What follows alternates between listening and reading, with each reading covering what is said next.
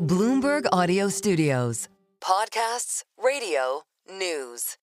We begin this hour with markets looking ahead to high-stakes trade talks between the US and China in Switzerland this weekend. Joining us now, I'm very pleased to say, Peter Navarro, the Director of the Office of Trade and Manufacturing Policy at the White House. Dr. Navarro, it's been too long, sir. It's good to see you. Thanks for being here. Been a long time, Jonathan, and it is good to see you too, sir. Thank you, sir. First-class digs here, my friend. Well, I'm pleased we're looking after you. Let's kick it off with these talks this weekend. We just heard from the President just moments ago, and he mentioned an 80% tariff might be about right. It's up to the Treasury Secretary. We understand you won't want to get ahead of those negotiations, but I just wonder, could you offer some clarity on what about right means? When the President says 80% tariff on China seems right for the talks this weekend, or seems right for the foreseeable future? Yeah, I was one of three people that was with the White House the first term for all 4 years. One of the big reasons is I never got ahead of the president. But let me tell you about Geneva, which is kind of, so I've got a very warm memories. It was my finest hour as a negotiator. I went there to lead the negotiations for the United Postal Union reforms that essentially got China rates fair to, we save billions on that. But I mention this because Geneva has symbolic value in this negotiation. It is the headquarters of the World Trade Organization. And the scariest thing I ever saw in Geneva was the size of the China delegation at the World Trade Organization, and they've played the WTO like a fiddle. So let's see what happens tomorrow. I'd be happy to come back on Monday and do the debrief, but I don't want to get ahead of the boss or Scott Besson. And don't forget, Scott's going with Jameson Greer, the United States Trade Representative. He's the guy who learned at the knee of Bob Lighthizer the first time around, was there for all the China stuff, and he's the guy who was the architect, along with Howard Lutnick, of the UK deal. So let's see what happens. It's two of the very best, sir. We'll certainly pencil in. Interesting weekend for the markets. We'll pencil in an appearance with you for Monday. No worries about that. I'm looking forward to that conversation. Just going into the weekend and reflecting on your experience dealing with the Chinese. They're not the UK. This is not the same relationship. The trade relationship is tremendously unbalanced and has been for a long, long time. Can you frame for us how difficult it has been previously for you to negotiate with the Chinese, and how much longer it could take with the Chinese relative to, say, the UK and other trade partners? Well, I can tell you, I think I sat face-to-face with the China team maybe 7 times during the first term, and twice Xi Jinping was there. It was G7, the G20. Both, I think it was Tokyo and Buenos Aires. What's so interesting to me, Jonathan, about China is that they have continuity. The same people are going to be in Geneva were the same people back then, and our regimes change. We have different governments and things like that, but they have the advantage of that kind of continuity. But look, it'll be interesting. Again, I don't want to get ahead of Scott and Jameson or the president. I think let's see what happens. My role, and we've got 15 countries we run enormous trade deficits with that we've got to renegotiate the whole structure of those deals. And there's another 100 countries that cheat us in some ways, but smaller ways. My role in the administration on all of this is to do the background analytics to see how each country is cheating us, which basically sets up the terms of the negotiation. And every country is like fingerprints. Like India is the Maharaja tariffs. They have the highest tariffs of any of our major trading partners. Japan is the most clever at protecting its own markets with a combination of domestic protectionism, non-tariff barriers. Germany, they have auto tariffs at 10%. We have them at 2.5%, but they also have the VAT tax, which acts as another 19% tariff, and an export subsidy. So what I do is do the background and look at kind of how these countries are doing what to us. And we get great deals for the American people. I think the UK deal is very interesting.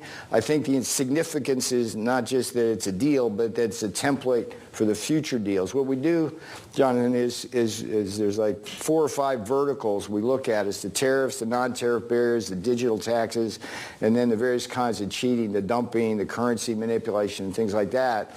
And then from there, we assess what the asks are and what we need, and go forward from there. You're going to see a steady wave of deals. The USTR building is right across the street from the White House. It's got the most staff negotiating these deals. And it's like you go to the deli and you have to take a number and get in line. Every day there's delegations from around the world lining up to meet with Jameson Greer and Howard Lutnick. And I've seen, I looked yesterday at the schedule. It was kind of fun out to July, and it's just, one after the other. Well, Peter, looking at the countries lining up, one key aspect of the UK deal was, of course, bringing down the auto tariff to 10%. So right now you have a tariff rate that's lower for Bentleys, which is a car that most American families can't afford, made in the UK, where Chevys have a higher rate if they're made in Canada or Mexico. Is there an expectation that the next trade deals, auto tariffs, will be coming down, those rates? It's going to be country by country. I mean, the beauty about the UK is that it's a very small amount of exports they send us, and we have a hard cap at, I think it's 100,000 units, where it goes right back up to 25%. And again, we're trying to do something that's mutually beneficial to both countries to get to a better place, while at the same time changing the level of the playing field so that it is more level. I think for me, the beauty of the UK deal, besides that, was all of the good stuff we had for ag. I mean, one of the problems we have is this non-tariff barriers, like phytosanitary standards. What's that? That's like these things they do to keep our pork out, our chicken out, our beef. Right now, we're going to be able to sell a lot more beef, poultry, dairy, and ethanol. I mean, they had a really high tariff, like almost a lockout tariff on ethanol, and that's made from corn. So the folks in Iowa are very happy about that. So this is the way we're going to go forward. On net, the United States is going to be far better off. And all we're doing is trying to level the playing field. I saw the EU kind of rattling sabers, I think it was yesterday, about some kind of retaliation. And I would just say to anybody who's in the European Union, I mean, how can you look us in the face and threaten us when your tariffs are higher? You have lost cases repeatedly at the WTO on us selling you things like beef and poultry, and you won't even honor that. So, Peter, yesterday the president called Ursula von der Leyen fantastic, and he said he hopes to meet her. But are you saying that the European Union is not as high on the priority list than, say, other trading partners like South Korea and Japan? Not at all. I mean, the EU, to be clear here, we have the second highest trade deficit with the EU behind China. So they're very high on the list. All I'm saying here is that I found it unfortunate that the EU kind of fired, I think some term was fired, shots across our bow. It's like, retaliation will not work against the United States. We shouldn't have that. Let's talk. Let's figure this out.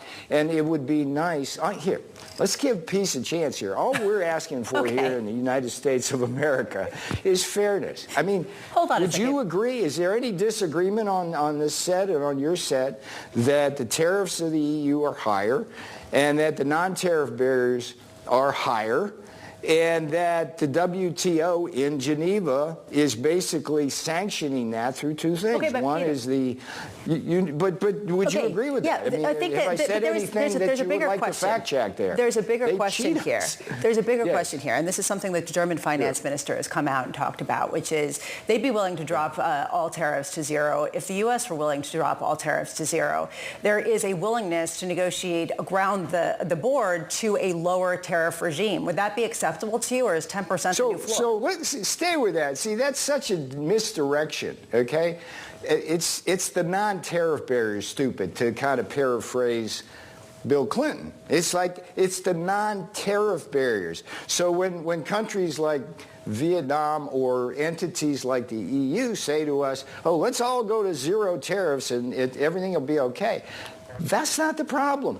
It's part of the problem, but the bigger problem is the non-tariff barriers. In Europe, it's the VAT tax. I mean, I don't know if you know this, but the United States has tried going back to the 1970s to get equity treatment for the VAT tax, which most countries of the world use, versus the income tax, which we use.